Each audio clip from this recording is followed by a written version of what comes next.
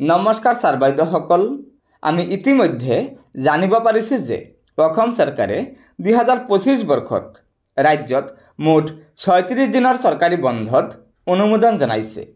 তেন্তে বলক আমি জানি লওঁ 2025 বৰ্ষত কোন মাহত কোন তাৰিখে কিহৰ বন্ধ আছে।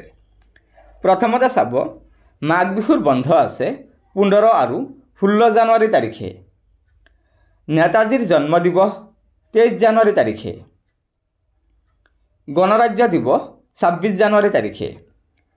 মেডাম মেফি 31 জানুৱাৰী তাৰিখে। চিলাৰায় দিৱসৰ বন্ধ আছে 24 ফেব্ৰুৱাৰী তাৰিখে। দোল যাত্ৰা 25 মাৰ্চ তাৰিখে। গুড ফ্ৰাইডেৰ বন্ধ আছে 29 মাৰ্চ তাৰিখে।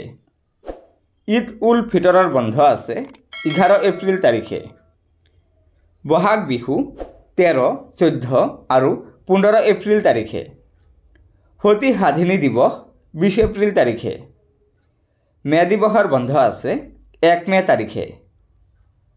দামোদৰ দেৱৰ তিথি উপলক্ষে 8 মে তাৰিখে বন্ধ আছে।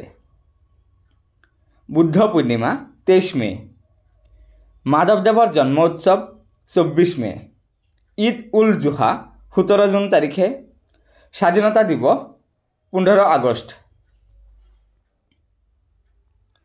তাৰপিছত আছে মাধৱদেৱৰ তিৰুভাৱ তিথি 23 আগষ্ট তাৰিখে। জন্মাষ্টমীৰ বন্ধ আছে 26 আগষ্টত। শ্ৰীমন্ত শংকৰদেৱৰ তিৰুভাৱ তিথি 4 ছেপ্টেম্বৰ তাৰিখে। কৰম পূজাৰ বন্ধ আছে 14 ছেপ্টেম্বৰ।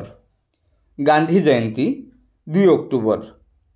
দুৰ্গা পূজাৰ বন্ধ আছে 10, 11 আৰু 12 অক্টোবৰ তাৰিখে। শ্ৰীমন্ত শংকৰদেৱৰ জন্ম উৎসৱ 13 অক্টোবৰ তাৰিখে। কাতি বিহুৰ বন্ধ আছে 17 অক্টোবৰ তাৰিখে। দীপাৱলীৰ বন্ধ আছে 31 অক্টোবৰ তাৰিখে। ভাতৃ দ্বিতীয়া 3 নৱেম্বৰ। ছট পূজাৰ বন্ধ আছে 7 নৱেম্বৰ। গুৰু নানকৰ জন্ম দিৱস 15 নৱেম্বৰ। লাচিত দিৱসৰ বন্ধ আছে 24 নৱেম্বৰ। অসম দিৱস 2 ডিচেম্বৰ। বৰদিন 25 ডিচেম্বৰ। হয় ছাৰ বাইদেউসকল, ওপৰত উল্লেখ কৰা মুঠ 36 দিনৰ চৰকাৰী বন্ধত অসম চৰকাৰে 2025 বৰ্ষৰ বাবে অনুমোদন জনাইছে।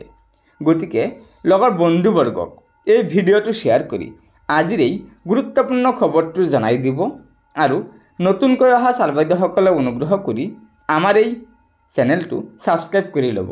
ধন্যবাদ। জয় আই অসম।